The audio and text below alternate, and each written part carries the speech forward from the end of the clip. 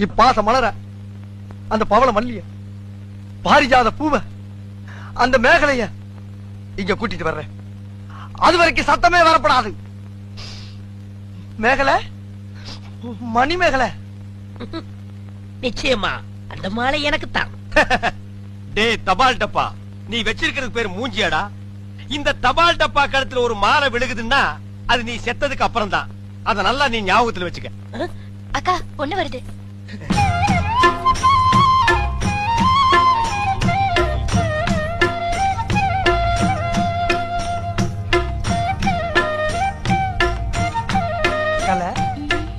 மேகலை, மணி மேகலை, என்னடா வெக்கமா?